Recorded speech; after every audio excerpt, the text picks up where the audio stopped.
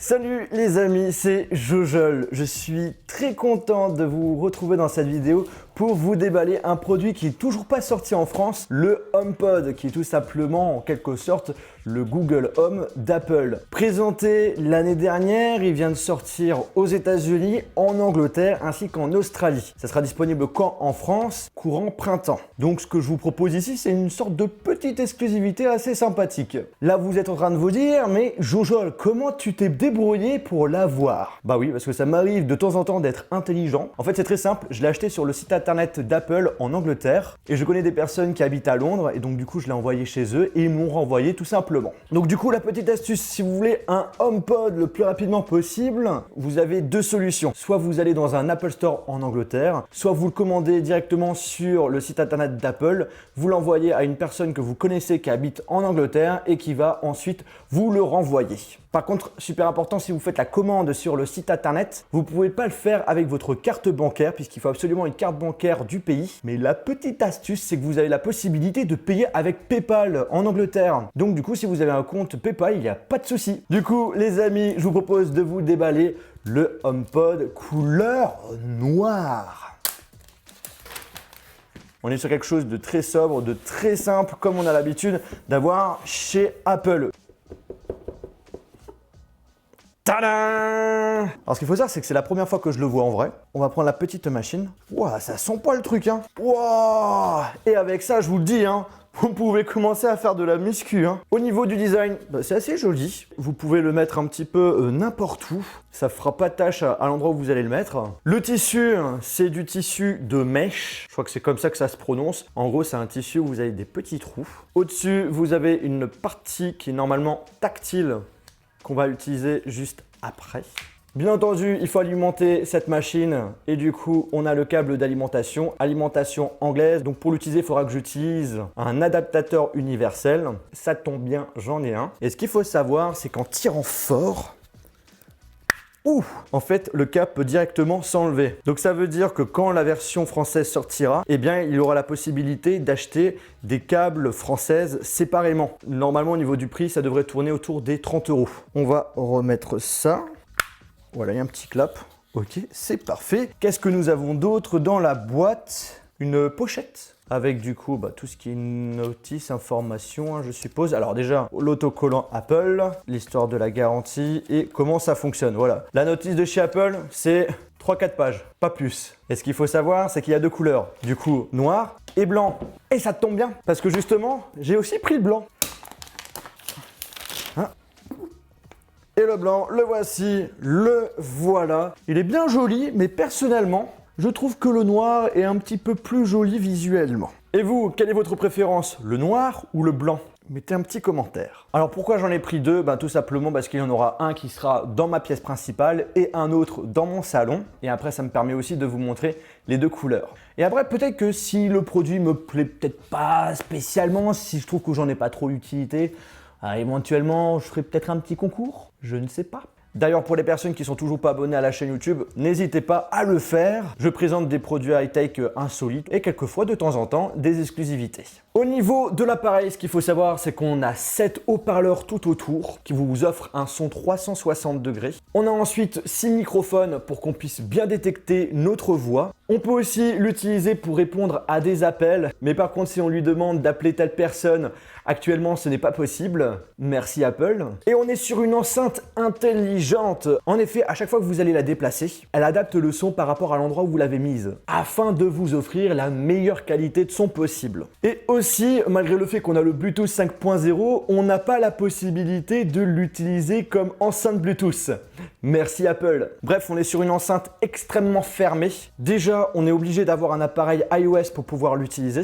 Et ensuite de ça, ils sont un petit peu malins Apple. Vous vous en doutez, une enceinte, la majorité du temps, c'est pour écouter de la musique. Vous avez plusieurs services qui vous proposent d'écouter de la musique, Spotify, Deezer, et j'en passe. Et bien là, Apple, si vous voulez utiliser cette enceinte pour écouter de la musique, il faut absolument avoir un compte Apple Music. Si vous avez Spotify, Deezer, ce n'est pas possible. Merci Apple. Alors on peut écouter de la musique, bien entendu, mais pas que.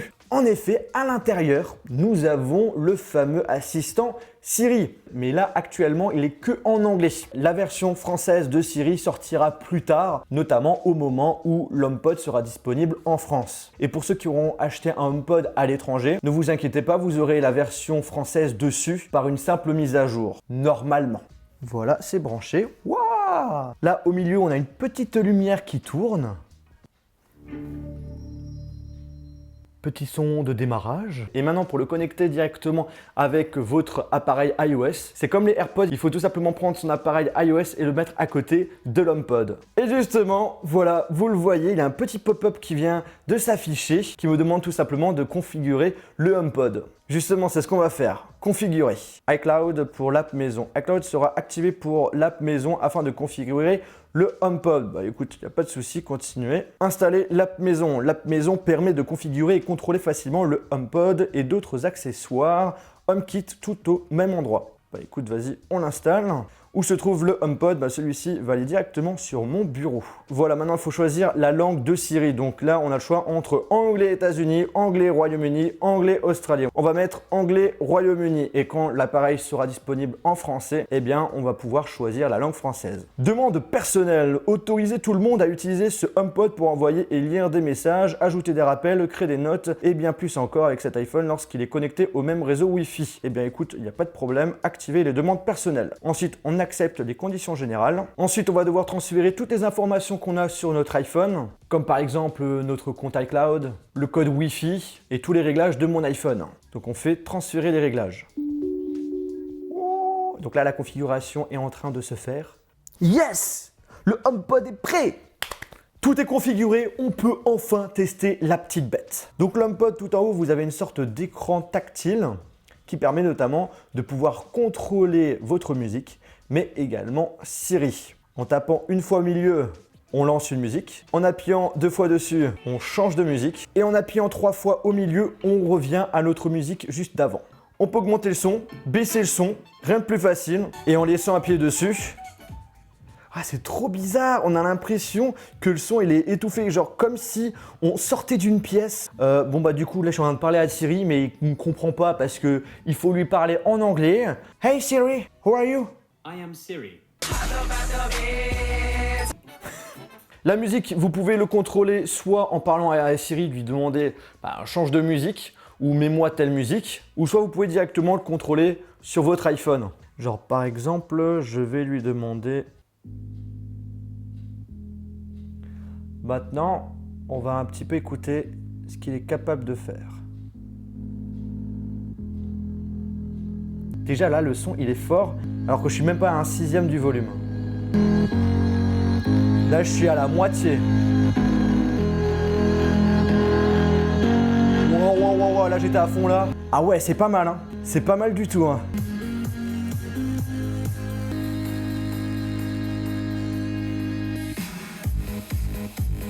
Putain, les basses, elles sont parfaites. Là, c'est ouf. Le volume est à moitié.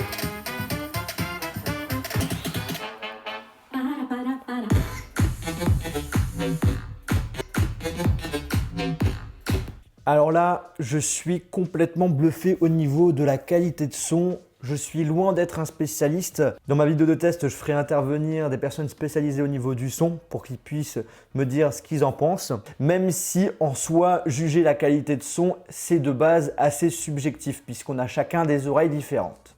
Bien entendu, comme Google Home, vous pouvez lui poser toutes les questions que vous souhaitez. Siri y répond sans aucun problème. Quel temps fait-il? Mets-moi un rappel telle chose. Mets-moi telle musique. Change-moi la musique. Augmente le son.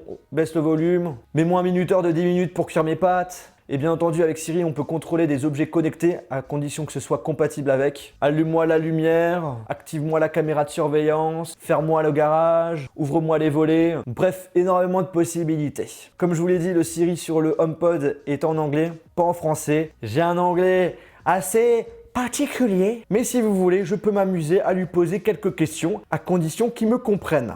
Comme avec Siri sur notre iPhone, on peut l'activer en disant « Dis Siri ». Là, il est en anglais, donc on va lui dire « Hey Siri, what time is it? It's 15:36. Happy Valentine's Day. Hey Siri, play music. » Hey Siri, pause music. Hey Siri, please contact José Lolièvre. I can't help you make calls on HomePod. Sorry about that. Donc là, je lui ai demandé de téléphoner à quelqu'un et ce n'est pas possible actuellement. Hey Siri, what is weather in Paris? It's currently cloudy and 4 degrees in Paris, France. Expect rain starting tonight. Temperatures will be fairly consistent, averaging at about 4 degrees. Hey Siri, I love you. Il m'a pas répondu, l'enfoiré. Bref, là actuellement, l'enceinte, je vais plutôt l'utiliser pour écouter de la musique.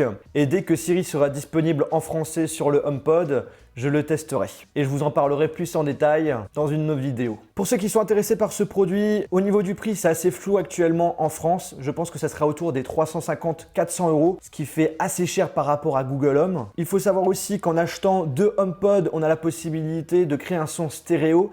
Mais le problème, c'est qu'actuellement, ce n'est pas disponible. Merci Apple. Je n'ai toujours pas compris pourquoi les marques lancent des produits qui ne sont pas finalisés entièrement. Je pense qu'on n'aura jamais de réponse. En tout cas les amis, j'espère que cette vidéo déballage sur ce HomePod, ça vous a plu. Si c'est le cas, je vous invite à lâcher un gros pouce bleu. N'hésitez pas également à la partager pour les personnes qui seront éventuellement intéressées pour l'acheter.